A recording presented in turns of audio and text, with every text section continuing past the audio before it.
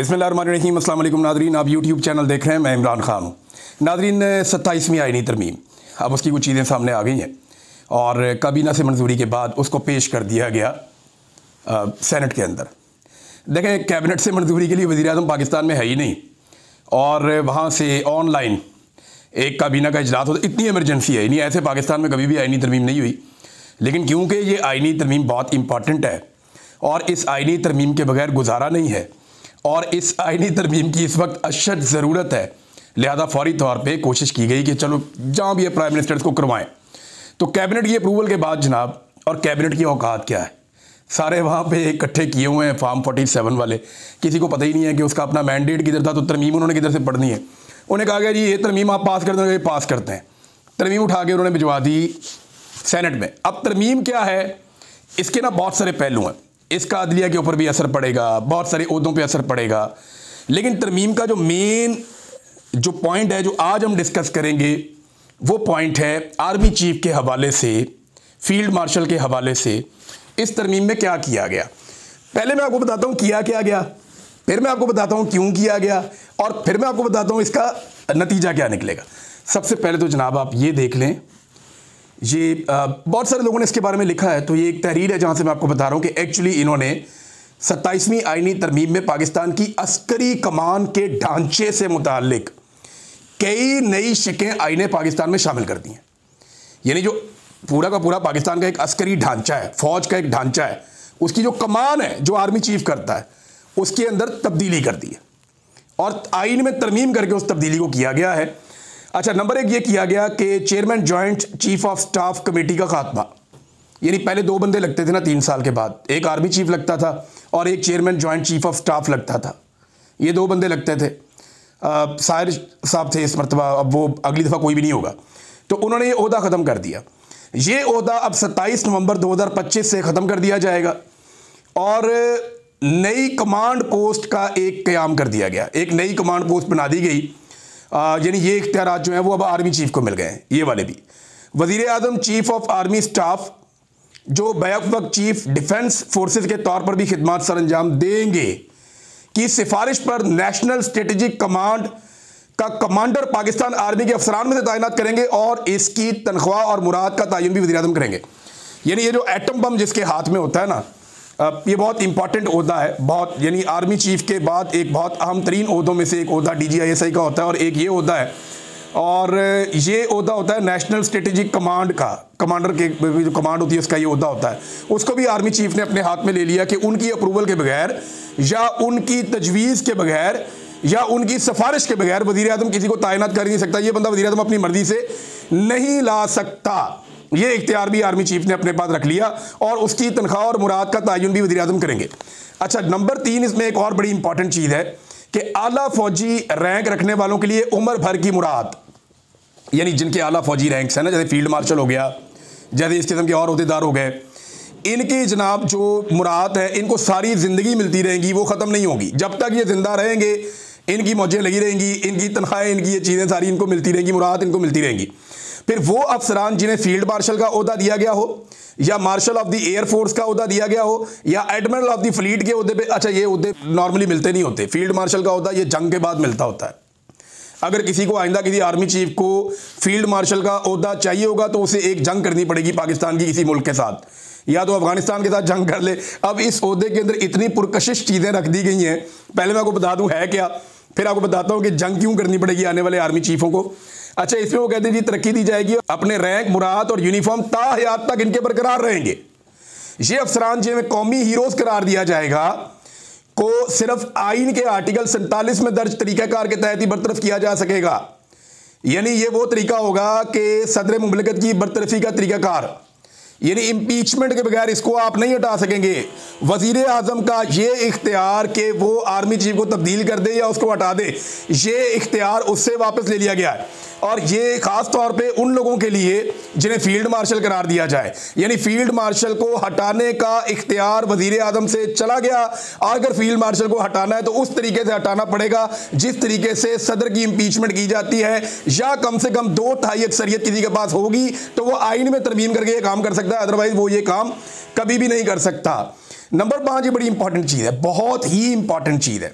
और ये है कि आइन के आर्टिकल 248 के तहत सदर मुमलिकत को जो इस्तिस्ना हासिल है, यानी इसके ऊपर केस नहीं बन सकता। सदर मुमलिकत पे आपको पता है केस बन नहीं सकता। जरदारी साहब का मुकदमा जब जाता था अदालत में तो उनके वकील जाके कहते थे कि क्योंकि ये सदर पाकिस्तान है लिहाजा इसके ऊपर पाकिस्तान का कानून ही नाफिज नहीं होता, इसको इम्यूनिटी है, इस बंदे के ऊपर कोई कानून आप लगा ही नहीं सकते। वजह यह है कि क्योंकि ये सदर पाकिस्तान है लिहाजा इसको इस्तिस्ना है हर किस्म के कानून से, ये कोई भी जुर्म करे आप इसके खिलाफ कुछ नहीं कर सकते। वही इस्तिस्ना इन्होंने फील्ड मार्शल को भी दे दिया है, और फील्ड मार्शल को ये वाला इस्तिस्ना दे दिया कि एक तो वो देखें ना, दो चीज़ें होगी, एक तो फील्ड मार्शल रहेगा अब ताहयात, नंबर 2 उसको मिलती रहेंगी मुराद हमेशा पूरी ज़िंदगी के लिए, नंबर 3 पूरी ज़िंदगी उसके ऊपर कोई मुकदमा नहीं बन सकेगा, आप उसके ऊपर कोई केस नहीं कर सकेंगे। यानी आसिम मुनीर साहब अपनी लाइफ में पूरी ज़िंदगी में कुछ भी करें, ये राह चलते किसी को कत्ल कर दें, ये किसी के साथ कोई ज्यादती कर दें, कोई जुल्म कर दें, आसिम मुनीर साहब किसी के साथ कोई फ्रॉड भी कर दें, ये कुछ कर दें दुनिया के अंदर, आसिम मुनीर साहब के खिलाफ अब पाकिस्तान का कानून कभी कोई कार्रवाई नहीं कर सकेगा। वजह यह है कि इनको ताहयात इस्तिस्ना मिल गया है, क्योंकि ताहयात रहेंगे। देखिए ना, इस्तिस्ना तो ओहदे को मिला है और ओहदा इन्होंने लिख दिया कि ताहयात रहेगा और ओहदे के साथ मुराद भी ताहयात रहेंगी। ये आगे आपको बात समझ, आगे चलें। अच्छा जी, कमांड खत्म होने के बाद की जिम्मेदारियां, यानी अगर इनकी कमांड खत्म हो जाती है, फर्ज करें कि आर्मी चीफ की मुद्दत पूरी हो जाती है लेकिन फील्ड मार्शल वो शख्स सारी उम्र रहेगा, लेकिन आर्मी चीफ की मुद्दत खत्म होने के बाद जब शहबाज शरीफ एक नया आर्मी चीफ ले आएगा या नवाज शरीफ ले आएगा या इमरान खान ले आएगा, कोई भी जब एक नया आर्मी चीफ आ जाएगा तब भी ये इख्तियार मौजूद रहेगा कि वफाकी हुकूमत इन अफसरान की आइंदा जिम्मेदारियां और फ़राइज़ कौमी मुफाद के तहत तय करेगी कि आइंदा जनाब इनसे हमने क्या काम लेना है या ये आइंदा क्या काम कर सकते हैं। ये है जनाब तमाम तरमीम। मैं सिर्फ एक आपको बता रहा हूँ, अभी मैं अदलिया वाले मामले पे नहीं गया, अभी मैं बाकी मामलात पे नहीं गया, अभी सिर्फ हम फोकस करते हैं कि आर्मी चीफ वाले मामले के ऊपर ये तरमीम क्या है और ये हो क्या रहा है और ये किया क्यों जा रहा है। देखें, इनमें हमें 3-4 चीज़ें एक दफ़ा फिर मैं क्लैरिफाई कर दूँ। इसका फ़र्क क्या पड़ेगा? फ़र्क ये पड़ेगा कि मौजूदा जो फील्ड मार्शल आसिम मुनीर साहब हैं ये अब सारी ज़िंदगी फील्ड मार्शल रहेंगे, नंबर 1। नंबर 2, इनके पास बाकी तमाम फोर्सेस की कमांड भी आ जाएगी। नंबर 3, जो अहम तरीन पोस्ट है जहां पे पाकिस्तान के स्ट्रेटेजिक बहुत बड़े बड़े एटम बम ये वो सब, वो कमांड भी इनकी मुशावरत के साथ ही बंदा आएगा या इनकी सिफारिश के साथ बंदा आएगा। इनकी सिफारिश से बाहर वज़ीर आज़म कुछ नहीं कर सकता। नंबर 4, इनको ताहयात, क्योंकि इन्होंने फील्ड मार्शल रहना है तो ताहयात इनको इनकी मुराद मिलती रहेंगी। नंबर 5, जब ये ताहयात फील्ड मार्शल रहेंगे तो ताहयात इनको एक इस्तिस्ना आइन में मौजूद रहेगा कि इनको कोई छेड़ नहीं सकता, इनको कोई उंगली नहीं लगा सकता, इनके ऊपर कोई केस नहीं बन सकता। पाकिस्तान का कोई थाना, कोई FIA का दफ्तर, कोई किसी भी एजेंसी का दफ्तर, कहीं पे कोई मुकदमा आसिम मुनीर साहब के ऊपर नहीं बन सकेगा।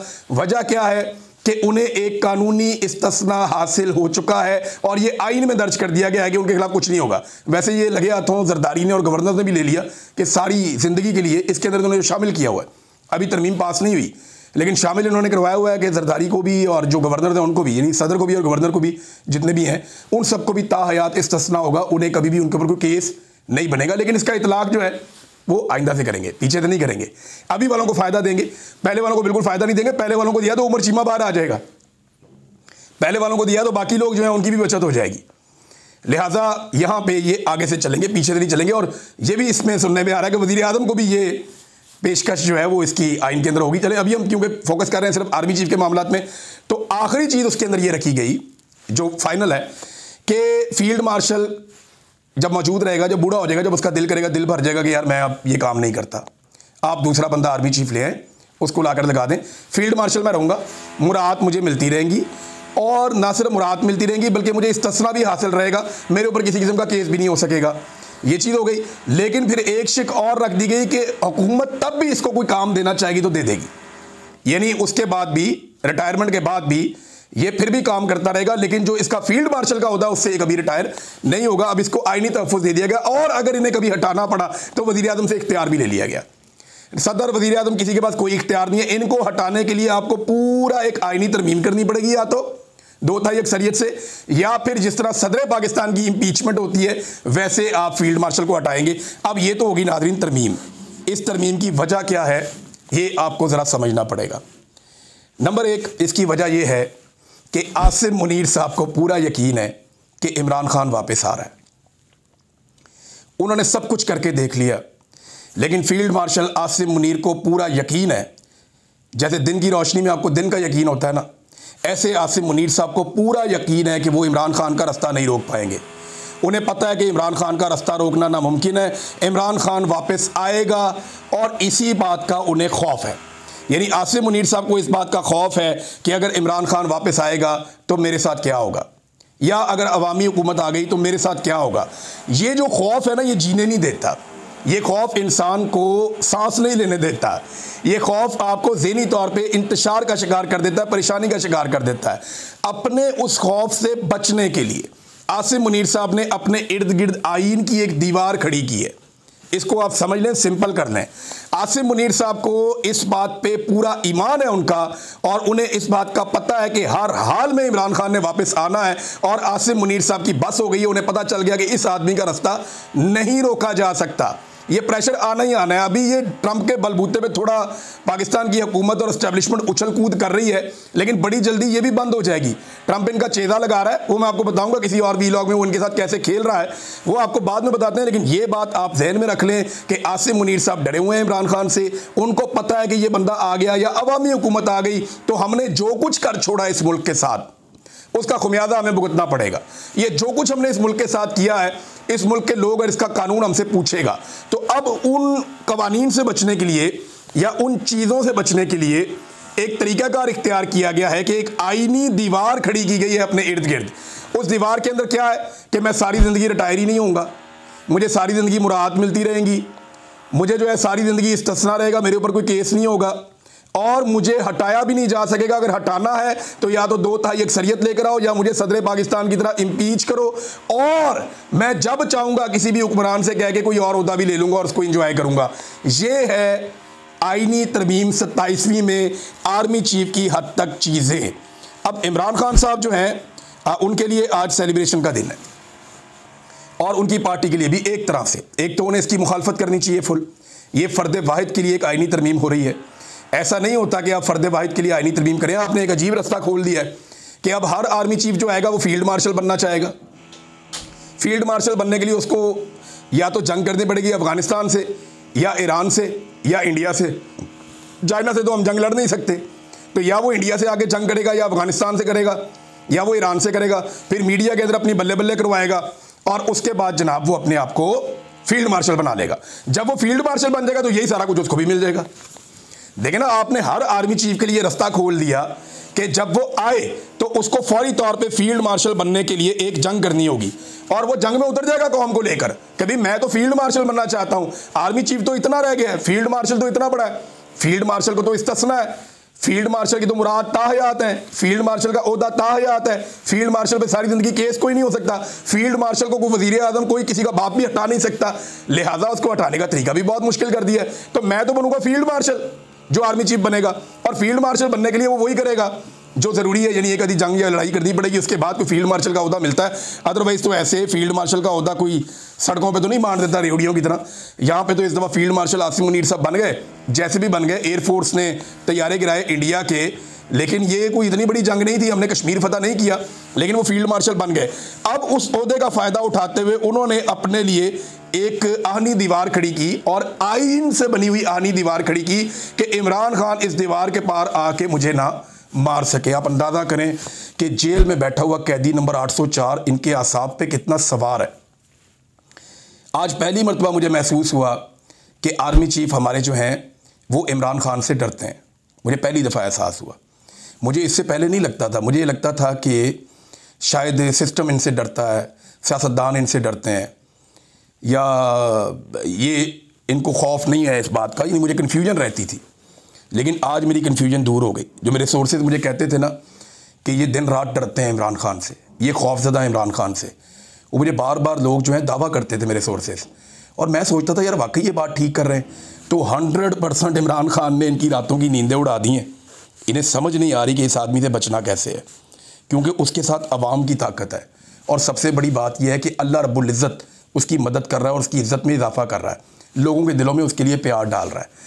अब मैं एक चीज़ आपको और बताऊं जितने भी लोग आज तक ताकतवर हुए हैं ना, वैसे पूरी तरमीम में आवाम के लिए कुछ नहीं है। अगर किसी को लगता है कि उनके लिए खुशखबरी निकलेगी, कुछ भी नहीं निकलेगा। ये अशराफिया की तरमीम है, उन्होंने आपस में मिलजुल के कर दी है।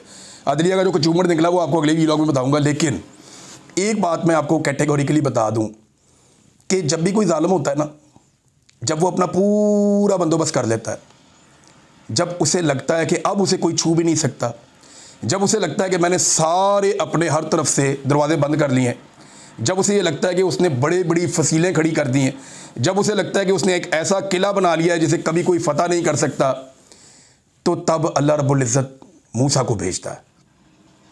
तब अल्लाह रब्बुल इज़्ज़त जो है वो अपना डंडा चलाता है और अल्लाह रब्बुल इज़्ज़त का कानून हरकत में आता है।